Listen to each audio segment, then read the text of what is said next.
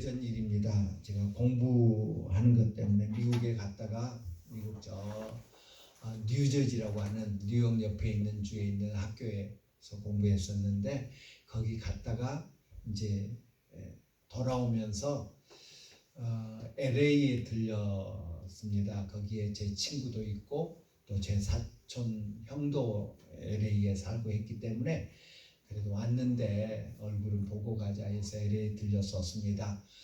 그랬다가 주일이 돼서 그 LA 근처에서 아주 큰 교회, 상당히 미국 교회로서는 상당히 큰 교회인데 그 교회에 이제 예배드리러 갔습니다. 예배를 마치고 이제 소위 대예배죠. 거기도 11시에 예배드리는데 예배를 마치고 나오는데 누가 거기 이제 그 교회 한국 사람들도 참 많이 다니는데 누가 뒤에서 목사님하고 부르더라고요.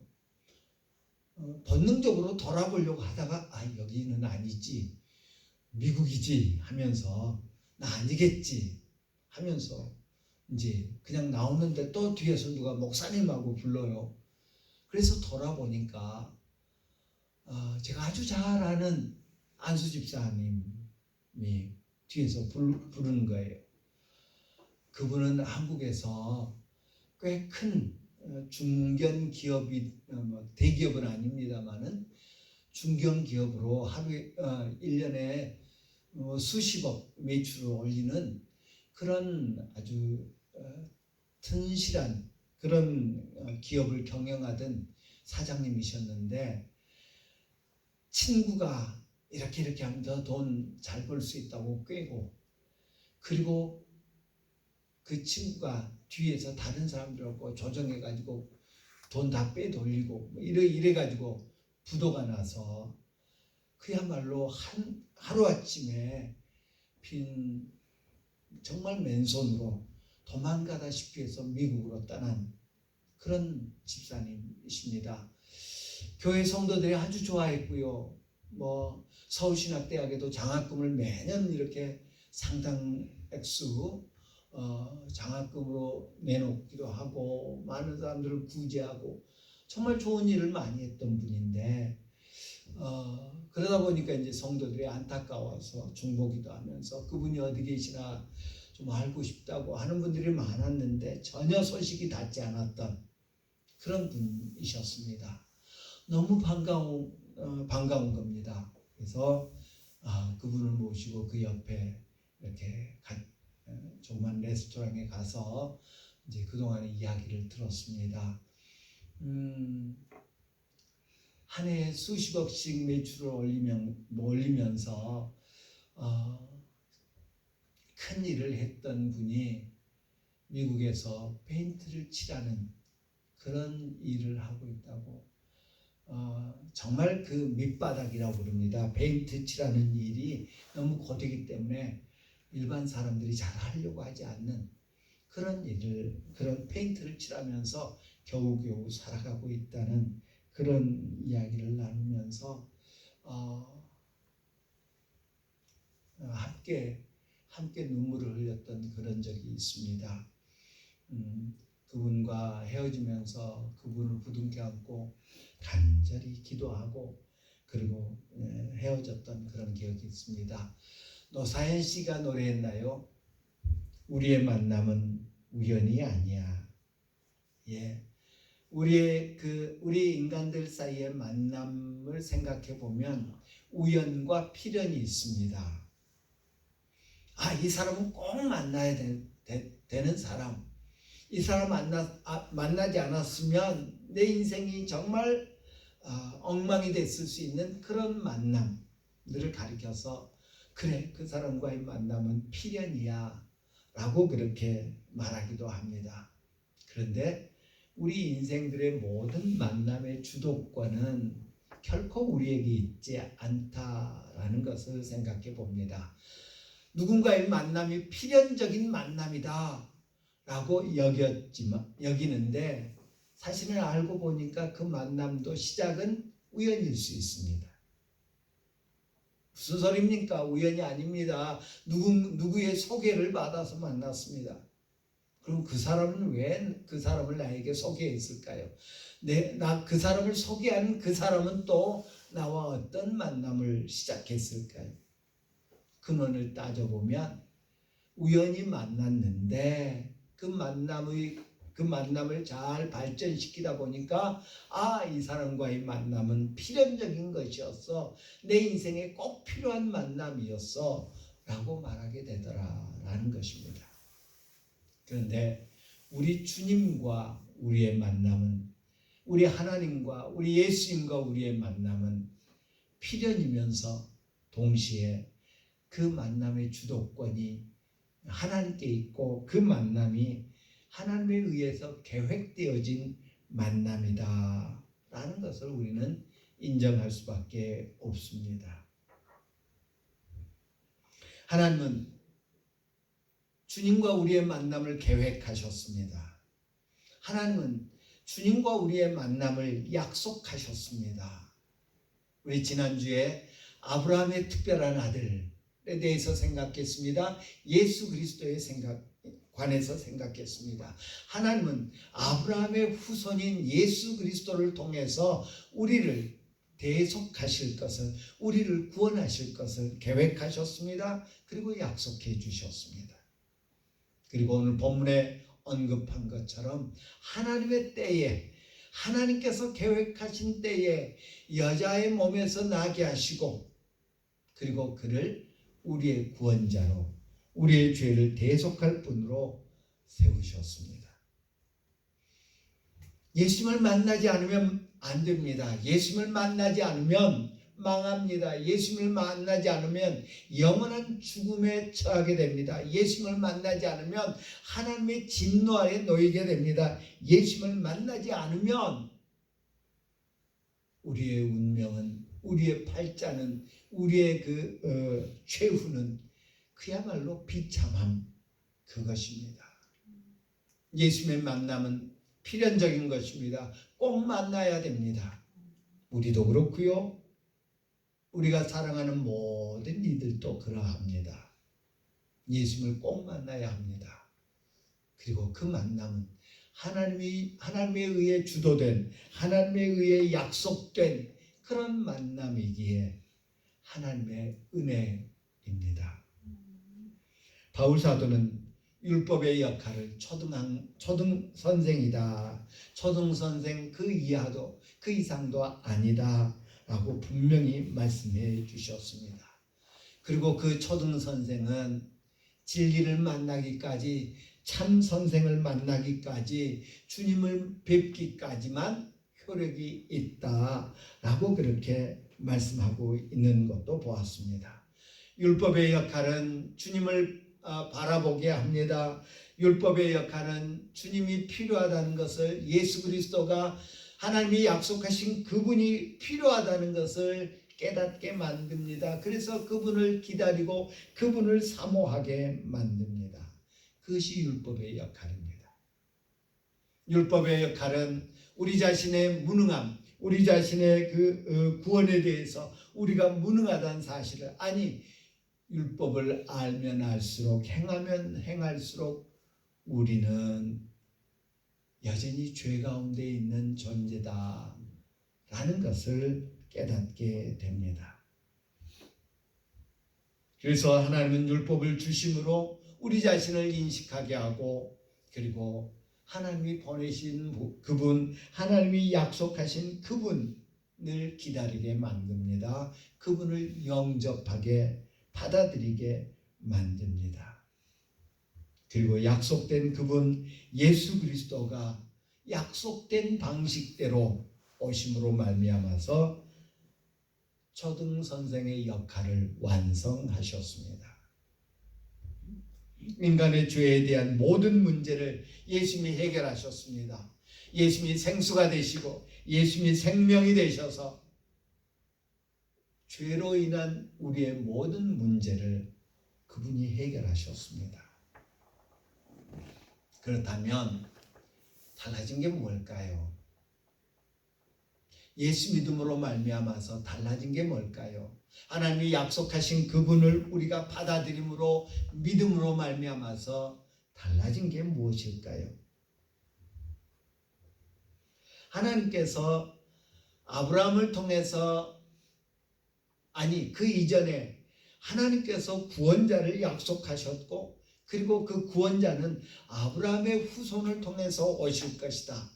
그리고 구약 전체를 통해서 그 아브라함의 후손인 메시아 구원자는 이러이러한 분이고 이러이러한 일들을 할 것이다 라는 것을 끊임없이 말씀해 주십니다. 예언해 주십니다. 그 구원자가 하는 일의 궁극적인 목적은, 궁극적인 그런 목표는 하나님과의 관계를 회복시키는 것이었습니다. 하나님과의 관계를 회복시키는 것. 모든 사람이 죄를 범하였으며 하나님의 영광에 이르지 못하더니 죄의 삭은 사망이요. 우리 인간이 죄를 범함으로 말미암은 결과는 본질적으로 하나님으로부터 떠난 것, 하나님으로부터 멀어지는 것, 하나님 사이를 갈라놓는, 하나님과 우리 사이가 갈라지는 것이었습니다. 하나님은 그것을 안타깝게 여기시면서 우리를 사랑하시는 하나님은 그 문제를 해결하기 위해서 당신의 아들을 약속해 주셨습니다.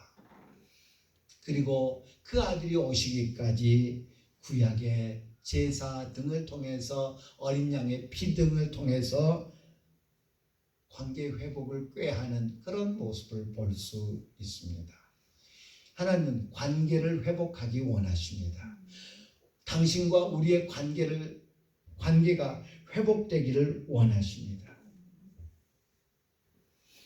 그리고 당신의 아들을 보내셔서 궁극적인 문제 해결을 하심으로 말미암아서 흠투성인 우리 죄를 대속하시기 위해서, 우리를 맑게 씻기 위해서 당신의 흠없으신 피를 흘리심으로 말미암아서 우리로 하나님 앞에 나아가게 만들었습니다. 하나님은 우리를 그의 가정으로 인도해 주셨습니다. 하나님은 우리를 단순히 친구 삼자, 우리 친구 하자가 아니라 우리를 당신의 가정으로 인도하셔서 당신의 가정의 일원이 되게 하셨습니다. 세상에서 가장 본질적인 관계가 뭘까요? 하나님께서 아담을 창조하시고 그리고 하와를 창조하셨습니다. 가족이 형성됩니다. 그리고 아담은 그 가족에 대해서 기뻐하며 내 뼈 중에 뼈요 살 중에 살이라고 고백합니다. 세상에서 가장 기본적이고 가장 아름답고 가장 본질적인 관계가 뭐냐라고 한다면 가족 관계일 것입니다. 물론 여전히 우리 가운데 죄성이 남아 있어서 가정이어도, 가족 관계여도 불협화음이 일어납니다. 목소리가 높아져서 싸우는 소리가 되고요.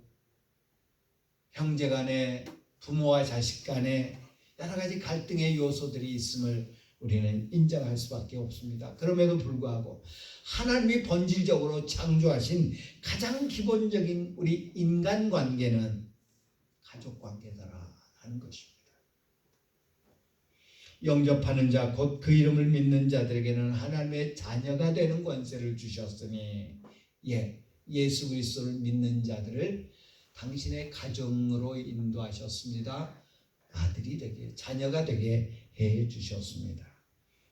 갈라디아서 3장 26절에 보면 너희가 다 믿음으로 말미암아 그리스도 예수 안에서 하나님의 아들이 되었으니, 너희가 다 유대인이 됐건 헬라인이 됐건, 유대인이 됐건 이방 사람들이 되었건, 할례를 받은 사람이건 받지 않은 사람이건 너희가 다 그리스도 예수 안에서 그리스도 예수를 믿음으로 말미암아서 하나님의 아들이 되었다, 하나님의 자녀가 되었다라고 말합니다. 요즘은 그 영국의 어떤 그 페미니스트 신학자가 성경을 다시 번역했습니다. 그러면서 아들이란 말을 다 빼고요, 뭐 아들, 딸 뭐 이렇게 쓰기도 하고 왜 아들만이냐 뭐 그렇게 하기도 했습니다만은 예, 함축적인 의미가 있음을 여러분 이해하시고 자구에 너무 연연하지 않았으면 좋겠습니다. 너희가 다 믿음으로 말미암아 그리스도 예수 안에서 하나님의 아들이 되었으니 하나님의 자녀가 되었다. 그리스도 예수 안에서.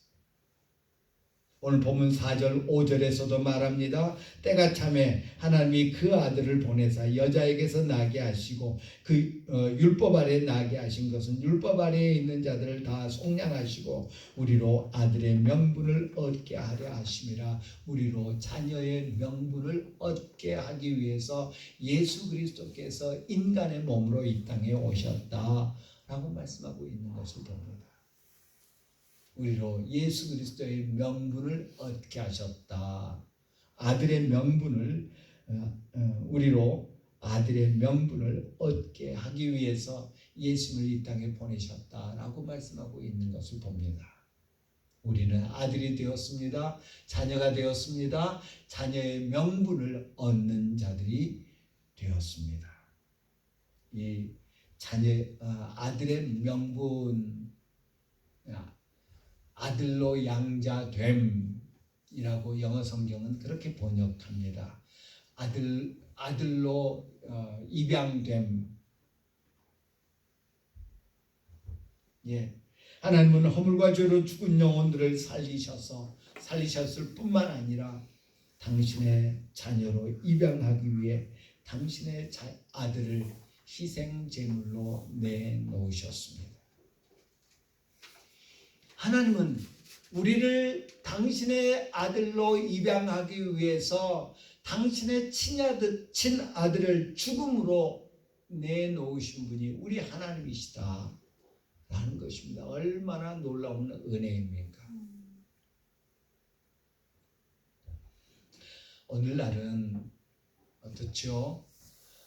내 아들이 잘못되는 것 못 보고요.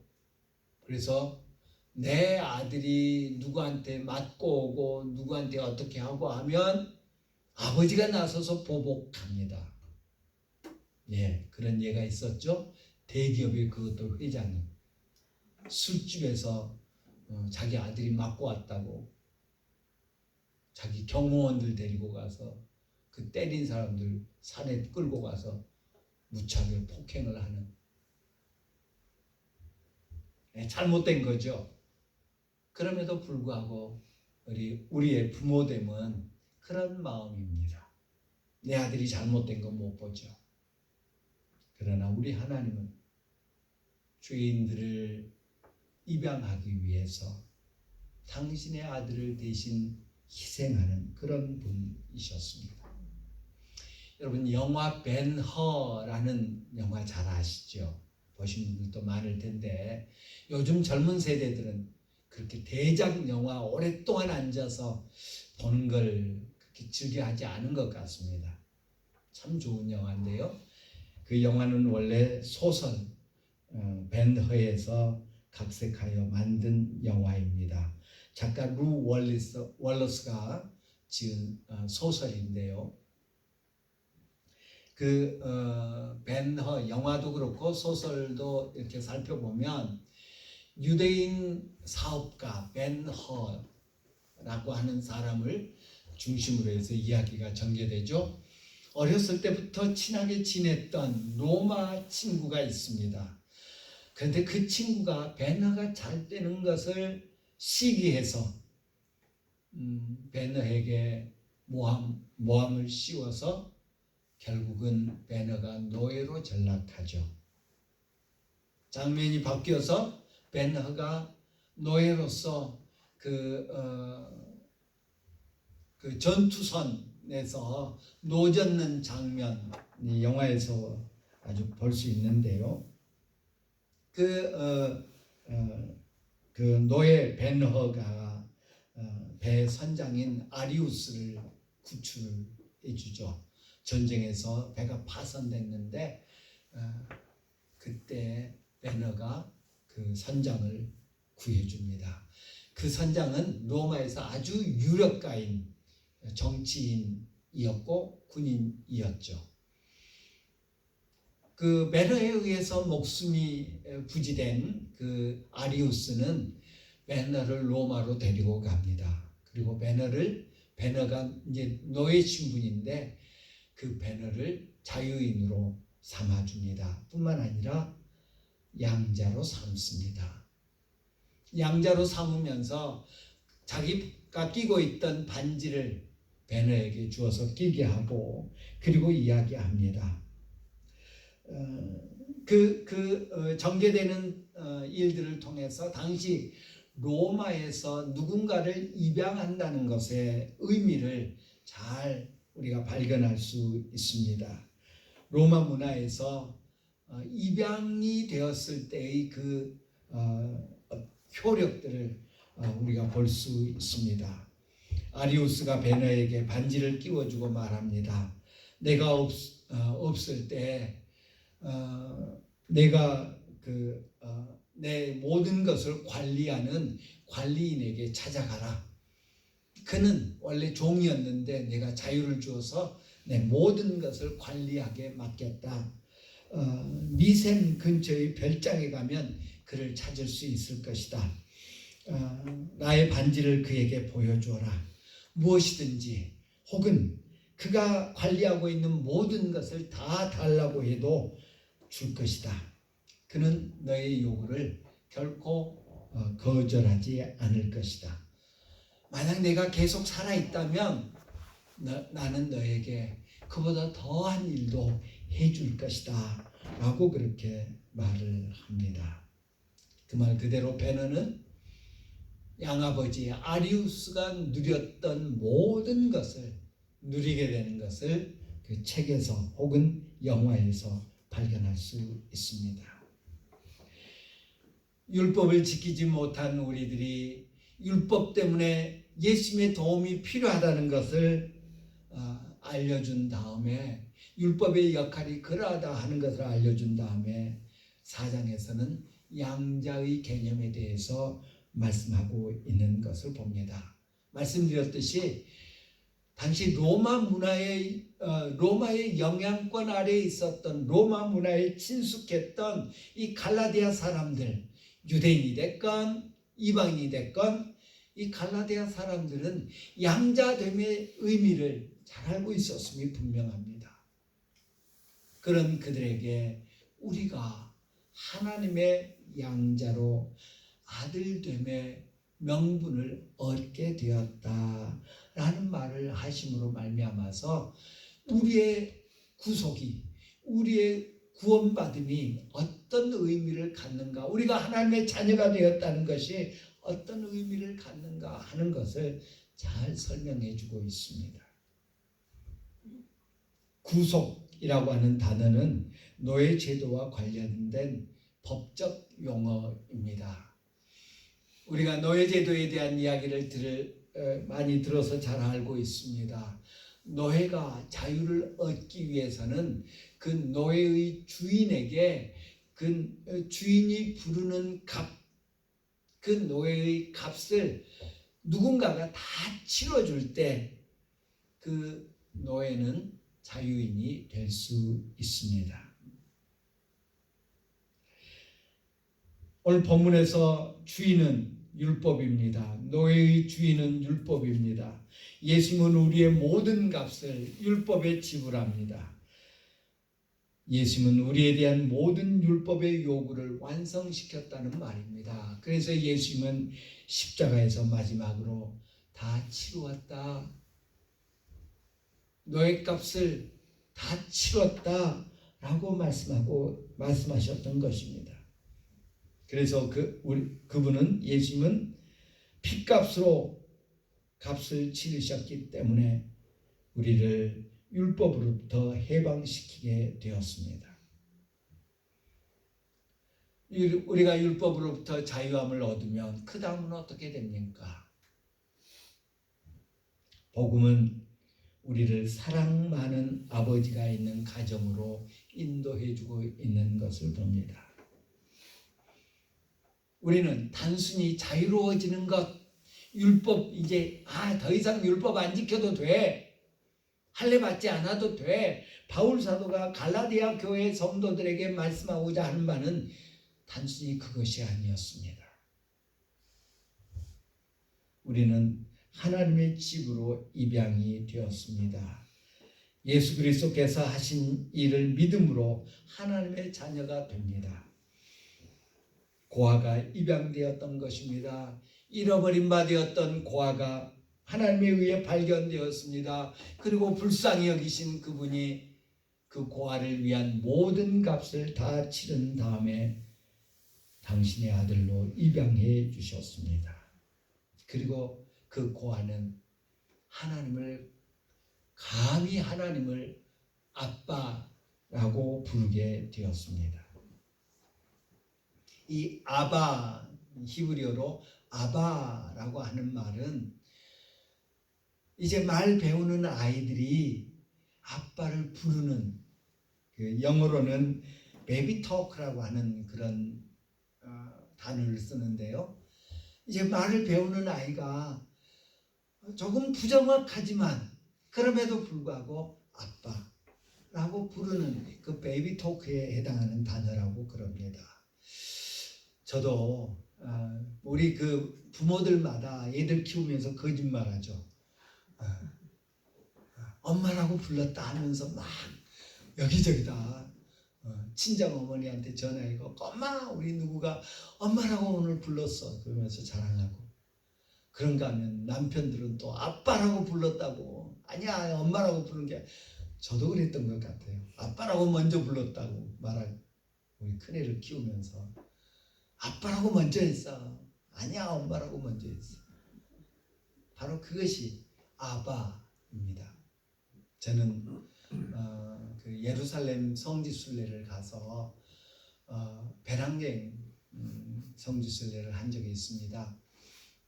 거기 가서 이제 마사다라고 하는 곳을 시내버스를 타고 갔다 오는데, 그 버스 안에서 유대인들 한 가족이 이야기하는 것을 들었습니다. 제가 히브리어를 모르기 때문에 다른 말은 하나도 들리지 않는데, 초등학교 한 2, 3학년쯤 되어보는 아이가 그 아버지를 부를 때 아바? 라고 부르더라고요. 그 말이 얼마나 달콤하게 제 귀에 들어오든지요. 그래, 저 말이야, 저 말. 오늘 본문을 연상하면서 저렇게 부르는 거야. 그 아이가 창밖을 내다보다가 뭔가 신기한 것을 발견하면 아바? 하면서 이제 그 다음 말인지가 모르고요. 네. 그렇게 그 아이가 아바? 하고 부를 때마다 그 아버지는 아이의 눈을 맞추면서 아이의 그 말에 대해서 반응해주는 그런 모습이 제게 얼마나 은혜가 됐던지 모릅니다. 이제 하나님은 그의 임재 앞으로 나아가기 위해서 이것도 지켜야 되고 저것도 지켜야 되고 이것도 따지고 저것도 따지는 그런 저 멀리 계시는 하나님이 아니라 사랑스럽게 나를 바라봐 주시는 아빠 하나님이 되었다. 왜? 관계가 달라졌기 때문에. 예수 그리스도로 인해서 하나님과 우리 사이의 관계가 회복되었기 때문에 멀리 계신 하나님, 막 그냥 무서운 하나님, 그런 하나님이 아니라 나를 지켜봐 주시면서, 나를 향해 팔 벌려 주시면서, 나를 기다려 주시면서 언제나 내 곁에 계셔 주시는, 내게 눈맞춤을 해 주시는 바로 그분 아빠가 되었음을 오늘 본문은 우리에게 가르쳐 주고 있습니다. 하나님의 자녀가 오는 데서 여러 가지 권리와 특권이 있습니다. 아리우스가 벤허에게 설명했듯이 유다는 그 벤허는 아리우스 가족에게 아리우스의 이름으로 무엇이든지 요청할 수 있었고, 그리고 그 요청은 단 한 번도 거부되지 않습니다. 베너는 아웃사이더였습니다. 제3자였습니다. 아리우스와 전혀 상관없는 그런 사람이었습니다. 물론 그 소설에서는 벤허가 아리우스를 구출해 주었다는, 생명을 살려 주었다는 그런 공로가 있기 때문에 양자가 되었습니다마는, 아무튼 그는 로마 사람도 아니었습니다. 다른 민족, 다른 나라 사람이었습니다. 정치적으로 전혀 다른 계층의 사람이었습니다. 지위가 다른 사람이었습니다. 심지어 종신토록 노예로 살아라고 그렇게 선고받은 죄수였습니다. 하지만 그는 갑자기 로마에서 권력가가 되었습니다. 높은 지위의 사람이 되었습니다. 그는 로마에서 매우 부유한 사람이 되었습니다. 그의 손에 끼고 있는 그 반지 겸 도장으로 도장을 꾹 찌르면 무엇이든지 살 수 있는 그런 사람이 되었습니다. 왜? 아리우스가 단 한마디 얘가 내 아들이다 라고 해주었기 때문입니다. 나중에 유다 베너는 자기 고향으로 돌아오죠. 집으로 돌아옵니다. 그를 인생의 밑바닥까지 떨어지게 만들었던 그의 적들까지도 그 앞에서 쩔쩔매는 모습을 영화 베너는 잘 묘사하고 있습니다.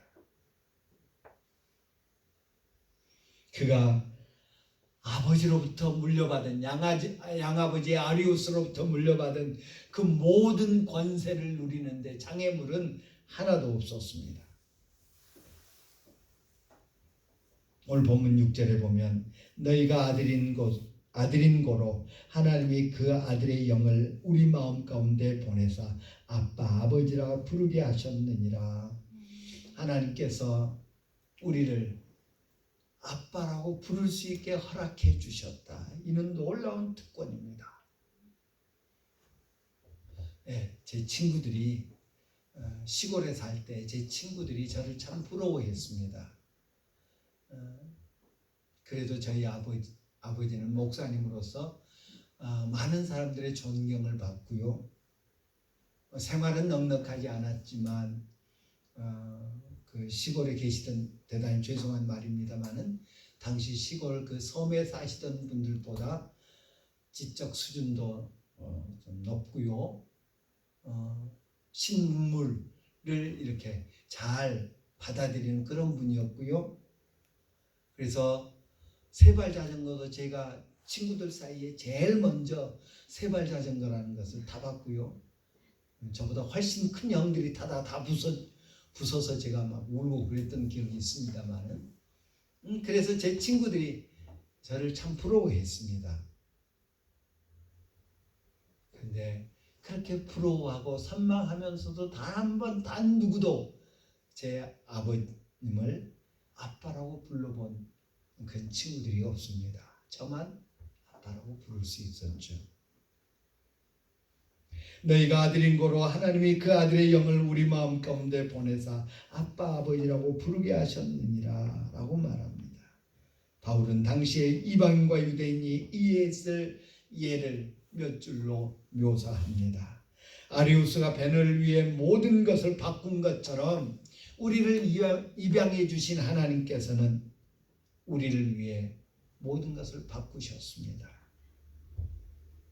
예수님은 요한복음 14장에서 내가 너희를 고아와 같이 버려두지 아니하리라 라고 약속하십니다.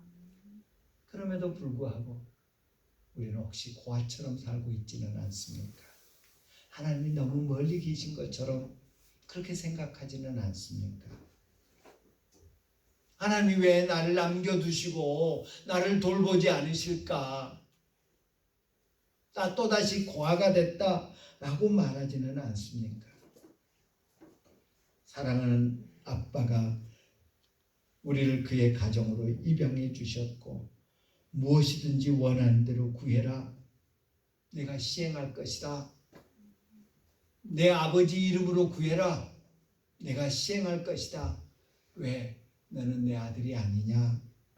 라고 말씀해 주십니다. 그런즉 누구든지 그리스도 안에 있으면 새로운 피조물이라. 이전 것은 지나갔으니 보라 새 것이 되었도다. 아리우스 까닭의 벤허가 새로운 사람이 되었습니다.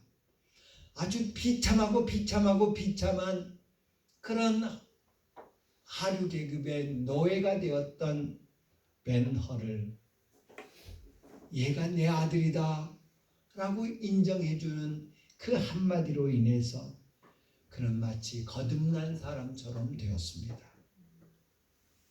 우리 주님, 우리 하나님은 똑같이 말씀하십니다. 아니 그보다 더 훨씬 분명하게 말씀하십니다. 너희는 이제 새로운 피조물 내 아들이다.